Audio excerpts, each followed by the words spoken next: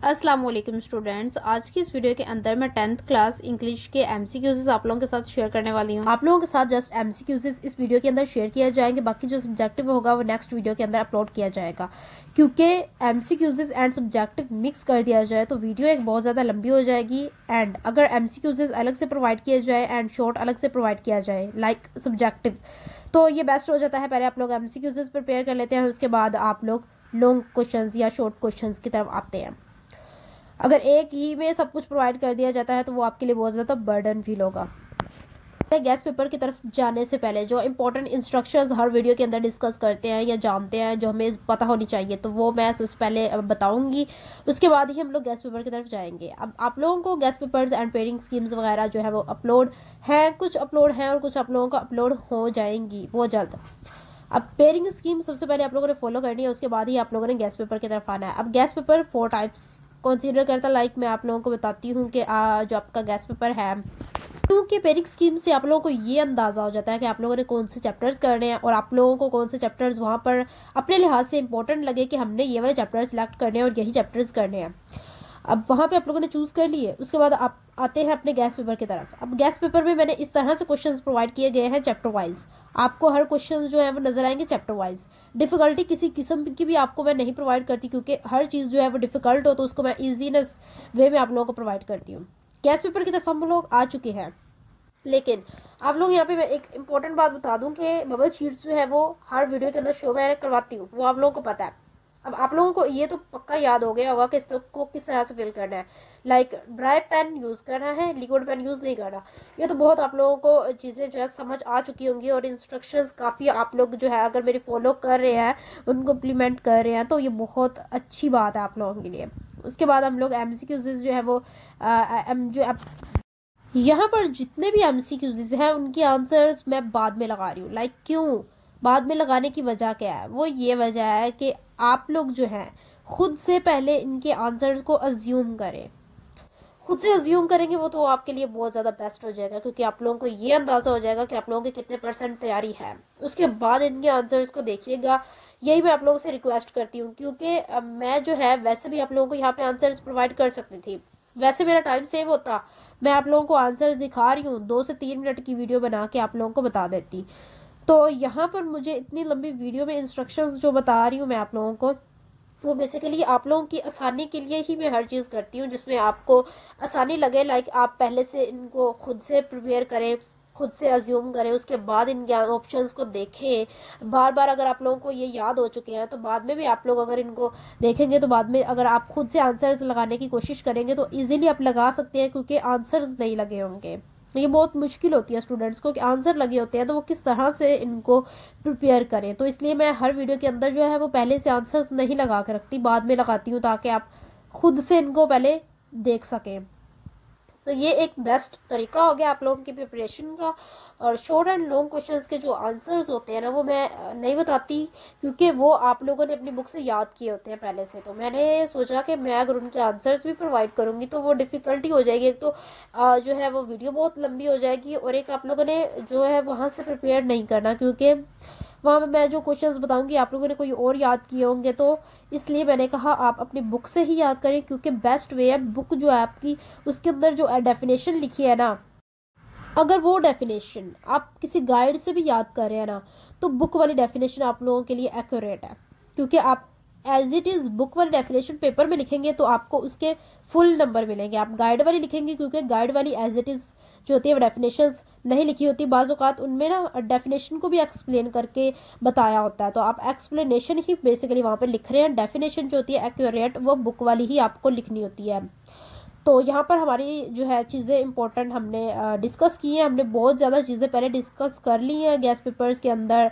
यही फ़ायदा होता है कि हम लोग को गैस पेपर जो है वो मिल रहा है, उसके साथ जो इंस्ट्रक्शंस होती हैं वो बहुत कम लोग आई थिंक सो बताते नहीं है, जो कि मैं आप लोगों को वीडियोस के अंदर बता रही हूँ। आप लोगों का जो है टाइम सेव हो। अब मैं यहाँ पर आप लोगों को पहले भी मैंने बताया कि म्यूज़िक ट्यून लगा के हल्की सी, उसके अंदर आप लोग गैस पेपर देख रहे हैं और ख़ुद से इनको प्रिपेयर कर रहे हैं। बट उसमें क्या है, उसमें थोड़ा सा नुकसान आप लोगों का हो जाता है, क्योंकि मैं जो हूँ आपको गैस पेपर दे रही हूँ, आप लोगों ने इसको प्रिपेयर करना है। बट आप लोगों को कुछ पता भी तो होना चाहिए। आप बोर्ड में पेपर्स देंगे, आपको कुछ इंस्ट्रक्शंस का पता होना चाहिए पेपर से रिलेटेड, ताकि आप लोग जो है इनको इजीली मैनेज कर सके पेपर्स को, और बोर्ड में किस तरह से आपने पेपर्स देने हैं आपको ये अंदाज़ा हो। क्योंकि हम लोग पेपर में 100% तैयारी करके तो चले जाएंगे, लेकिन वहाँ पर पेपर का पैटर्न नहीं पता होगा हमें, किस तरह से उसको मैनेज करना है चीज़ों को। हमें ये लगता है कि हमने 100% तैयारी की है, लेकिन हमारे पेपर के अंदर हमारे उतने मार्क्स क्यों नहीं आए। आपने 100% वहाँ पे पेपर दिया है, लेकिन यही जो इंस्ट्रक्शंस होती हैं, यही जो चीज़ें होती हैं समझने वाली, ये आप जो है उनमें गलतियां करते हैं, जिनकी वजह से आपके जो मार्क्स होते हैं वो डिटेक्ट हो जाते हैं। सो यही चीज़ें हैं, ये बहुत ज़्यादा मैटर करती है हमारे बोर्ड एग्ज़ाम्स में।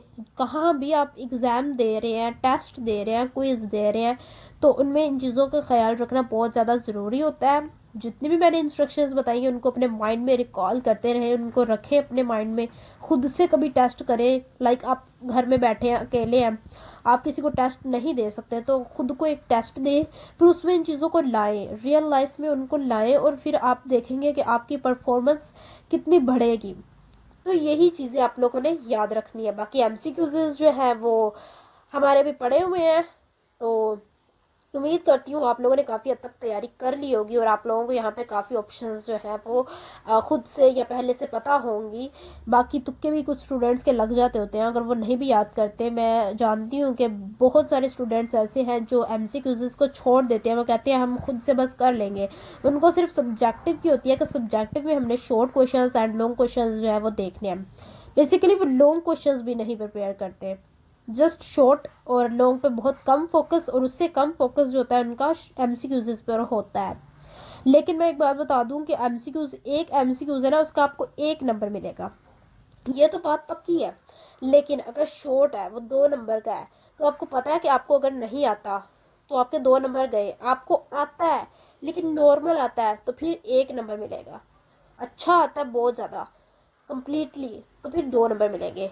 उसका कंफर्म पता नहीं होता अब शॉर्ट में क्या होगा क्या नहीं होगा, लेकिन एमसीक्यूज का कंफर्म होता है, आपने सही किया तो आपका 1 नंबर पक्का है। उसके अलावा लॉन्ग क्वेश्चंस में जो है वो भी अगर आपने कंप्लीट नहीं किया, तो अगर हाफ किया या छोड़ दिया, तो उस पर हमारे क्वेश्चन पे डिपेंड करता है। तो एमसीक्यूज मैं रिकमेंड करती हूँ इनको लाजमी किया करें। इनको प्रिपेयर करेंगे तो बेसिकली आपको जो है अपने यहाँ पे जितने भी मार्क्स होंगे, आपके 17 होंगे, 15 होंगे, 10 होंगे, 20 होंगे, तो आप इनमें इजीली गेन कर सकते हैं। यहाँ पर जो मैं एमसीक्यूज प्रोवाइड कर रही हूँ, बेसिकली वो English and Urdu medium both दोनों के लिए है। आप एमसीक्यूज यहाँ से प्रिपेयर कर रहे हैं, आपको पता है आपने कर लिया, आपकी तैयारी हो चुकी है यहाँ से, तो आप पेपर के अंदर इनसे ही रेलिवेंट एमसीक्यूज आ सकते हैं, या यही आएंगे या इनसे रेलिवेंट आएंगे। यहाँ से बाहर से कहीं से एमसीक्यूज नहीं आते। अब यहाँ पर जो मैंने एमसीक्यूज प्रोवाइड किया उसमें वो वाले एमसीक्यूज ऐड किए हैं जो स्टूडेंट्स कहते हैं हमने पढ़े नहीं है, लेकिन पता नहीं है कहाँ से आ गए हैं। सो इन चीज़ों को आपने बहुत माइंड में ध्यान से सुनना है और रखना है।